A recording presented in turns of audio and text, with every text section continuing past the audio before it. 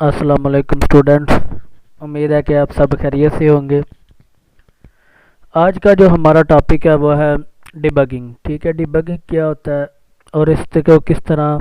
हल किया जाता है, ये हम आज के लेक्चर में ये डिस्कस करेंगे कि डिबगिंग क्या होती है और इसको किस तरह से मुख्तलिफ लोग जो होते हैं मुख्तलिफ तरीक़ों से इसको परफॉर्म करते हैं। सबसे पहले अगर बाय डेफिनेशन देखा जाए तो डिबगिंग क्या होती है, is a process by which we figure out why an application does not work properly. ठीक है, अब अगर कोई भी चीज़ ठीक तरह से काम नहीं कर रही, हमने ये देखना है कि वो क्यों ठीक तरह से काम नहीं कर रही, तो उसको डिबगिंग का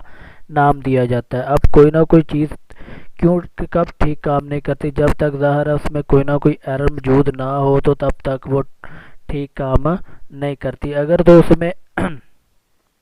एरर मौजूद ना होगा तो ठीक काम करेगी, लेकिन जब भी उसके अंदर कोई ना कोई एरर मौजूद होगा तो वो ज़ाहिर है काम ठीक नहीं करेगी। तो यही डिबगिंग यही एक ऐसा प्रोसेस होता है जिसमें हम किसी भी चीज़ को, किसी भी सॉफ्टवेयर को या किसी भी जिसके अंदर के ये प्रॉब्लम प्रोड्यूस होगी, ठीक है, हमने उसमें से देखना है कि जी ये कोई भी चीज़ सिस्टम वर्क क्यों नहीं कर रहा, यानी बग हमने जो भी उसके अंदर बग या एरर होगा उसको फाइंड करना ही डिबगिंग का नाम दिया जाता है। मुख्तलिफ तरह से लोग एरर वगैरह को फाइंड करते रहते हैं। ठीक है, अब कुछ चीज़ों के लोग जो कि अक्सर चीज़ों जो जिनके चलाने के आदी होते हैं, ठीक है, कुछ सॉफ्टवेयर चला रहे होते हैं या कुछ इस तरह की जितनी भी चीज़ें, कोई सिंपल सी बात है, कोई मशीन वगैरह या मोटर वगैरह जो कि जनरल सी चीज़ें चला रहे होते हैं, उनको ये पता होता है कि जी अगर इसमें ये एरर आ जाता है तो इसको किस तरह फिक्स किया जाता है। तो कुछ ना कुछ लोग जो होते हैं वो अपने एक्सपीरियंस से भी इस चीज़ को याद रखते हैं कि जी एरर जो होता है, कोई भी जो बग आता है उसको कैसे डिबग किया जाता है। ये असल में बेसिक तौर पर ये बोली जाती है डिबगिंग की ज़्यादातर सॉफ्टवेयर तक में ये बोली जाती है। ठीक है, HTML CSS में बग और डिबग का ये आम से एक प्रोसेस होता है। ठीक है, जब भी कोई कोडिंग वगैरह कर रहा हो कोई, तो उसके लिए डिबग वगैरह का प्रोसेस चलाया जाता है कि जी ये जो हम प्रोग्राम चला रहे हैं इसके अंदर कौन सा बग है और हमने इसको किस तरह से ठीक करना है। तो बेसिकली बग क्या होता है, एक एरर होता है और उसको जो ठीक करने के लिए तरीका बनाया जाता है उसको डिबगिंग का नाम दिया जाता है। अब आगे डिबगिंग है कि जी human precision versus computer precision, यानी ह्यूमन जो होते हैं वो किस तरह किसी भी एरर को फाइंड करते हैं और जो कंप्यूटर होता है वो किस तरह किसी भी एरर को फाइंड करता है। अब ज़ाहिर है ह्यूमन जो होते हैं, इंसान जो होते हैं, वो एरर को फाइंड करते हैं एक अपने नज़रिए की बेस पे, यानी अपने एक्सपीरियंस की बेस पे। ठीक है, जैसे जैसे उन्होंने उन चीज़ों के साथ वक्त गुजारा होता है उसके अंदर मुख्तलिफ एरर वगैरह जब पैदा होते हैं, ठीक है, तो वो उनको देखते हुए कि जी ये टाइम बाय टाइम अक्सर औकात उनका जब इस तरह से वास्ता पड़ता रहता है तो उनको पता चलता है कि जी इसके अंदर क्या ख़राबी है और किस वजह से इसके अंदर जो एरर वगैरह है वो आया।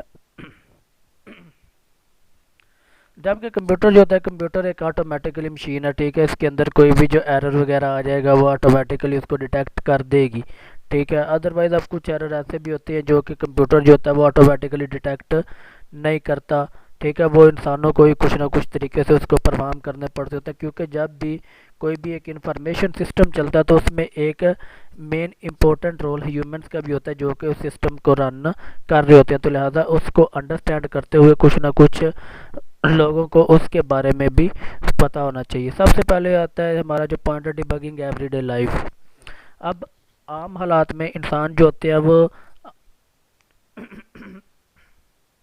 रोज़मर्रा की ज़िंदगी में क्या कर रहे होते हैं, कुछ ना कुछ चीज़ों की डिबगिंग कर रहे होते हैं। ठीक है, अब सिंपल सी अगर एक बात एग्जांपल दूँ तो आपकी गाड़ी वगैरह जो हो रही है वो स्टार्ट नहीं हो रही। ठीक है, जब वो स्टार्ट नहीं हो रही तो आप देखेंगे मुख्तलिफ तरह से कि जी ये स्टार्ट क्यों नहीं हो रही, इसकी बैटरी में कोई मसला है या इसके कोई सर्किट वगैरह में मसला आ गया है। ठीक है, इस तरह की चीज़ों के यानी कि आप कुछ ना कुछ जो एरर वगैरह होते हैं उनको फाइंड करते रहते हैं। तो अब अक्सर औकात लोगों के अंदर क्या होता है कि कुछ सिस्टम जो होते हैं उसके कुछ हिस्से जो होते हैं वो काम करना बंद कर देते हैं। तो क्या करते हैं कि लोग जो होते हैं फिर वो उसको एनालिसिस करना शुरू कर देते हैं कि जी ये क्या क्या जो इसके स्टार्ट ना होने की वजह से या किसी भी चीज़ के सॉफ्टवेयर के काम करने की जो जो बेसिक ना होने की काम ना करने की वजह है वो क्या होती है। तो लोग जो होते हैं एक प्रोसेस फॉलो करते हुए क्या करते हैं कि उस जो बग वगैरह या जो एरर वगैरह आता है उसको डिबग करने की वो कोशिश करते रहते हैं। तो इंसान के तो सिंपल सी बात है, रोज़मर्रा की ज़िंदगी में किसी भी चीज़ में जब कोई एरर वगैरह आ जाता है, ठीक है, कुछ चीज़ ठीक तरह से काम नहीं कर रही होती, तो वो क्या करते हैं कि वो अपने एक्सपीरियंस की बेस पे, ठीक है, या उसको किसी मैकेनिक वगैरह के पास ले जाकर उसका क्या किया जाता है कि एक मुकम्मल जो उसका एरर वगैरह को फाइंड करने का एक प्रोसेस होता है, ठीक है, उसको फॉलो किया जाता है, जिसके बाद वो एरर वगैरह जो होता है वो फॉलो,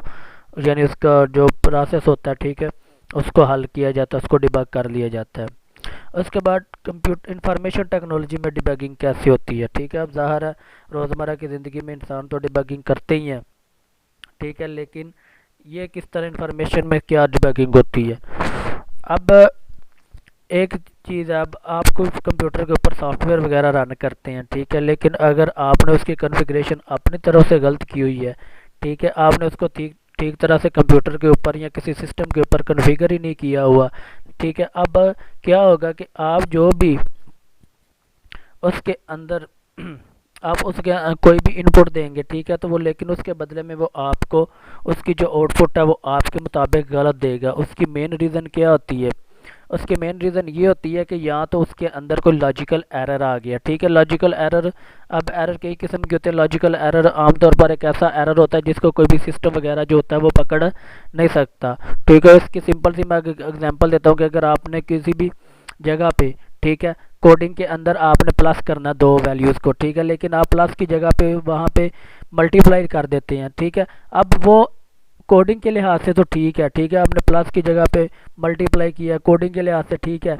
लेकिन आप जब दो वैल्यूज़ वहाँ पे रखते हो सिस्टम के अंदर, तो वो प्लस करने के बजाय मल्टीप्लाई कर देता है, ठीक है। इस तरह का जो एरर होता है ये सिस्टम इस एरर को नहीं पकड़ सकता, तो इस वजह से इसको लॉजिकल एरर कहा जाता है। लॉजिकल डिज़ाइन एरर, जो कि लॉजिक जो कि आपने इंसान ने क्रिएट की होती है उसके अंदर जो एरर होता है उसको इसलिए वजह से एरर को कहा जाता है। अब क्या होता है कि अक्सर लॉजिकल एरर की वजह से फिर क्या होता है कि उसके अंदर मुख्तलिफ तरह की जो मसाइल वगैरह वो पैदाश होना शुरू हो जाते हैं, यानी कि आपने तो अपने हिसाब से उसकी रीडिंग वगैरह या जो भी कैलकुलेशन वगैरह उसको इनपुट वगैरह ठीक दी है, ठीक है। अब आपके मुताबिक इसकी जो आउटपुट है वो आनी चाहिए, लेकिन वो नहीं आती। इसकी मेन इशू वजह यही होती है कि आपने इसके अंदर जो इसकी लॉजिकल डिज़ाइन का एरर है वो आपने इसकी जो लॉजिक है उसके अंदर कोई ना कोई मसला किया हुआ है, यानी आपने उसको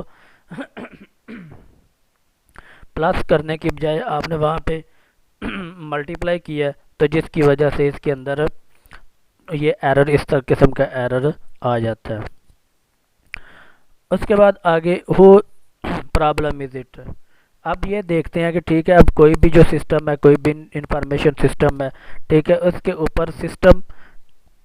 ठीक है, यानी सॉफ्टवेयर, हार्डवेयर और इंसान जो होते हैं वो ज़ाहिर है सब इकट्ठे मिलकर कुछ ना कुछ काम जो होते हैं वो परफॉर्म कर रहे होते हैं। अब क्या होता है कि कोई भी इंसान ने अगर कोई, अब कोई भी सिस्टम जो चलना है, ठीक है, वो इंसान की कमांड को, इंसान ने उसको कोई ना कोई कमांड वगैरह देनी है जिसकी बुनियाद पे उसने वर्किंग करते हुए आगे चलते रहना है, ठीक है, या कोई भी जो उसने काम परफॉर्म करना, ज़ाहिर है कोई ना कोई आपने कमांड देंगे, तो कमांड देने के नतीजे में ही वो आगे वर्क करता है। लेकिन अगर आप फॉर एग्जांपल किसी भी सिस्टम के ऊपर काम करते हुए इंसान और सिस्टम में मिलकर इकट्ठा काम करते हैं, अभी इंसान जो होता है कोई भी कमांड वगैरह देता है, अब यहाँ पे अगर कोई एरर क्रिएट होता है, ठीक है, या कोई बग वगैरह क्रिएट होता है, अब यहाँ पे दो चीज़ों के अंदर यहाँ पे मसला आ जाएगा। अब इसमें सबसे पहले तो इंसान ने कमांड तो दी है, लेकिन अगर एरर वगैरह आ गया, कोई बग वगैरह आ गया, तो इंसान पहले यही सोचेगा जी ये सिस्टम के अंदर ही कोई ना कोई ख़राबी है, ठीक है। सिस्टम के अंदर तीन तरह की जो उसके मेन चीज़ें काम कर रही है, हार्डवेयर काम कर रहा होता है, सॉफ्टवेयर काम कर रहा होता है, ठीक है। अब आप जी इंसान पहले यही सोचेगा कि जी यहाँ पे मैंने जो डाटा इसको दिया है वो डाटा मैंने ठीक दिया है, ठीक है, लेकिन जो इसके बदले में कंप्यूटर ने मुझे आउटपुट या इसके बदले में मेरी कमांड के नतीजे में जो मुझे इसकी ने फीडबैक दिया है वो गलत दिया, तो लिहाजा वो यही सोचेगा कि जी ये जो मैंने किया इसमें मेरी ये कमांड जो है वो ठीक है, जबकि इसके हार्डवेयर या सॉफ्टवेयर के अंदर ही कोई ना कोई एरर वगैरह आ गया। तो अब वो ये नहीं देखेगा कि जी मैंने जो कमांड वगैरह दी है वो मेरी कमांड ठीक है या मैंने वो कोई गलत कमांड वगैरह दे दी है। तो इसके लिए इंसान जो होता है अक्सर औकात जब तक वो पहले से ज़्यादा कसूरवार जो होता है वो सिस्टम को ही ठहराता है। ठीक है जी, वो यही सोचता है कि जी मैंने तो जो काम किया है वो ठीक किया है, लेकिन अब कोई ना कोई सिस्टम के अंदर एक ऐसा मसला आ गया जिसकी वजह से कोई ना कोई एरर जो है वो क्रिएट हुआ है। अब ये नहीं पता होता कि जो कोई कमांड वगैरह जो होती है उसने वो गलत की होती है। तो लिए इंसान जो होता है वो अपने आप को ज़रा इस सिस्टम के लिए, जब दोनों इकट्ठे काम कर रहे होते हैं तो वो अपने आप को कम कसूरवार करार देता है। लेकिन अब अगर, ठीक है, जब तक ये चीज़ क्लियर नहीं हो जाती कि जी सिस्टम तो बिल्कुल ठीक काम कर रहा है, लेकिन तो फिर फीडबैक क्यों नहीं आती, तो फिर देखता है कि जी इंसान, जी ये तो मैंने कोई ना कोई रॉन्ग कमांड दी है, ठीक है, कोई रॉन्ग क्वेश्चनिंग वगैरह की है जिसकी वजह से इसने मुझे ठीक तरह से जो आउटपुट है वो नहीं दी। तो इसलिए अक्सर कंप्यूटर के अंदर ज़ाहिर है कोई भी जो एरर वगैरह आता है, क्योंकि सिस्टम जो होता है अगर तो किसी ने उसको ठीक तरह से प्रोग्रामिंग या उसके सॉफ्टवेयर बहुत अच्छी तरह से डेवलप किए हैं, तो वो तो आपकी आउटपुट जो देगा वो 100% अपनी प्रिसीजन के हवाले से देगा। ठीक है, वो अपने हवाले से जिस तरह वर्किंग करेगा वो 100% आपको आउटपुट अपने सॉफ्टवेयर या हार्डवेयर के हवाले से देगा। लेकिन जब कि इंसान क्या करता है कि कोई ना कोई, अगर सॉफ्टवेयर के अंदर कोई गलती नहीं है तो फिर कोई ऐसी रॉन्ग इनपुट दे देता है, ठीक है, ऐसी कमांड दे देता है जिसकी वजह से उसके अंदर कोई ना कोई एक इस किस्म का एरर वगैरह जो होता है वो क्रिएट हो जाता है। तो लिहाजा क्योंकि सिस्टमेटिक जो चीज़ें होती हैं वो अक्सर औकात अपनी वर्किंग के हवाले से वो 100% ही अपनी आउटपुट देती हैं। ठीक है, तो लिहाजा इंसान की कुछ ना कुछ इस तरह की चीज़ों के अंदर कोई ख़राबी वगैरह आ जाती है। लेकिन ख़राबी अगर तब तक सिस्टम के अंदर भी अगर ख़राबी ना हो तो वो कोई भी इस किस्म का एरर वगैरह शो नहीं करवाते। तो इसमें अक्सर जो होती है वो ह्यूमन की मिस्टेक्स होती हैं जिसकी वजह से वो एरर वगैरह क्रिएट होते हैं। जब तक अगर कोई इसके सॉफ्टवेयर का इशू नहीं होता, बड़े बड़े सॉफ्टवेयर होते हैं जिनके अंदर इस तरह के एरर वगैरह क्रिएट हो जाते हैं, लेकिन अगर वो ठीक तरह से काम कर रहे हैं तो फिर इसका मतलब है कि जो इंसान ने कोई इनपुट वगैरह या आउटपुट की कमांड वगैरह दी हुई है इसके अंदर ही कोई ना कोई मसला वगैरह आ गया। उसके बाद कंप्यूटर को डिबग करना। अब कंप्यूटर डिबग करना, ज़ाहिर है कंप्यूटर भी एक इलेक्ट्रॉनिक मशीन है, इसके अंदर भी कोई ना कोई एरर वगैरह आ सकता है। ठीक है, अब कंप्यूटर वगैरह को डिबग करना है, ठीक है, उसके अंदर कोई एरर वगैरह आ गया। अब कंप्यूटर को डिबग जो होता है हम उसको डायरेक्टली डिबग भी नहीं कर सकते, इसके अंदर फिर हमें ये देखना पड़ता है कि जी कंप्यूटर ने कौन कौन सा डाटा जो है वो अपने अंदर स्टोर किया हुआ है। ठीक है, और उस स्टोर किए हुए डाटा में से कौन कौन सा इसके अंदर कोई ना कोई एरर वगैरह आ गया। अब अक्सर औकात हम कंप्यूटर के ऊपर ट्रबल शूटिंग वगैरह इस तरह की चीज़ें उस एरर को फाइंड करने के लिए चलाते हैं अक्सर औकात। या अगर तो वो एरर ट्रबल शूटिंग में, अगर तो उससे सिस्टम के अंदर कोई एरर वगैरह हो तो वो तो सिंपली फाइंड हो जाता है, लेकिन अक्सर औकात ट्रबल शूटिंग के दौरान भी एरर वगैरह जो होते हैं वो फाइंड नहीं होते। तो फिर इसके लिए क्या किया जाता है कि